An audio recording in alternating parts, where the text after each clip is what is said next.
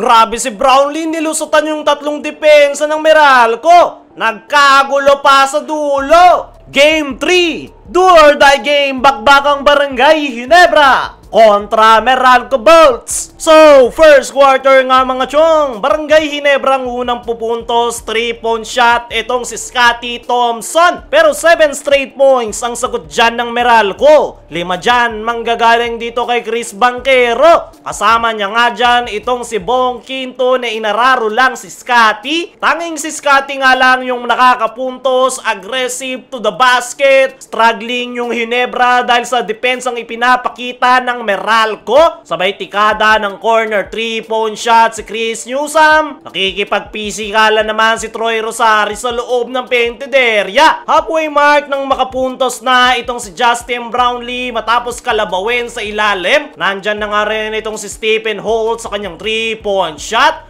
Pero mainit pa nga rin ang Meralco, lalo na itong si Cliff Hodge. Inaatake lang yung butas na depensa ng Ginebra sa ilalim. Isa pang problema, fall trouble si Troy Rosario. Babuti na lang, ganda ng pass sa kanya dito ni RJ. At matapos yung 3-point shot ni Chris Newsome, sinagot nga agad yan ni RJ Abarrientos. Pinostihan pa nito si Aaron Black with the end one play. Kaya natapos ang first quarter 19-22. 3-point lead para sa Meralco Bolts. Pagpasok ng second quarter, mainit na Meralco Bolts na naman ang nagpakita. Talong-talo ng Meralco ang Ginebra pagdating sa energy. Naipasok na ni Jansen Rios ang kanyang first 3-point shot. Kaya naman lobo na sa 11 ang abante ng Meralco. Dinagdagan pa nga yan itong si Raymond Almazan. Pero miniran ang isinagot ng Ginebra. 3-point shot ni Brownlee. Sinusubukang buhayan ni Maverick ang kanyang kupunan. Aggressive to the basket. 5 straight points. Dalawa nga sila ni Brownlee ang trumatrabaho. Pero every run ay may sagot ang Meralco. Inaatake nila yung butas na depensa sa ilalim. Pero 5-minute mark, 10-2 nating run ang sagot ng Barangay Ginebra. Binawian ni Ralph Koo si Cliff Hodge. Take over mode na itong si Justin Brownlee para sa Barangay Ginebra. Nagsisimula ng uminit si JB.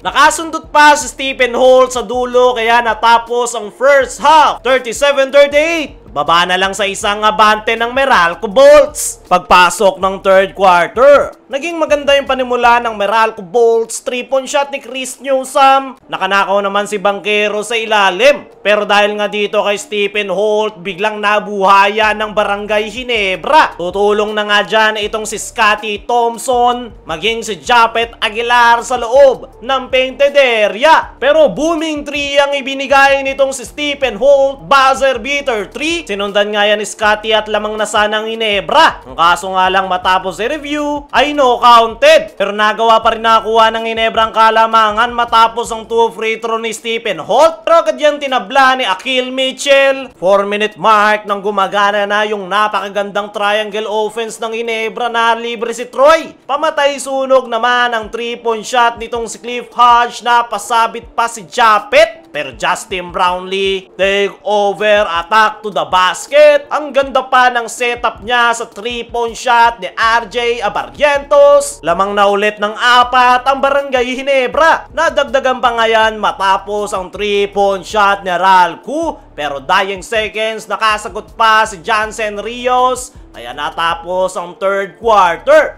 64-58. 6-point lead para sa Barangay Ginebra. Pagpasok ng fourth and final quarter, agad nakapagpasabit si RJ kay Chris Newsome. Pero agad ngang nakasagot si Newsome matapos nitong atakin yung depensa ng Ginebra. Sagutan na ang dalawang kupunan. Floater shot ni Maverick. Sasagutin naman niya nitong si Aaron Black. Corner 3. Justin Brownlee, take over mode. Nilulusutan yung tatlong depensa ng Meralco. Pero miniran yung sagot dyan ng Meralco Bolts. Nakalusot si Cliff Hodge. Bong Quinto naman ang nagte-take over para sa Meralco Bolts. Pero another booming 3 ang ibinaon ni Stephen Holt. Bagsakan na yung mga players. Grabe na yung pisikalan ng dalawang kupunan. 5-minute mark. Thrown out ang tunay na head coach ng Meralco matapos sugurin yung referee. Under 3-minute mark. Step up itong si RJ Abarrientos. Ganda ng alley-oop jam kay Japet. Sabay tikada ng 3-point shot.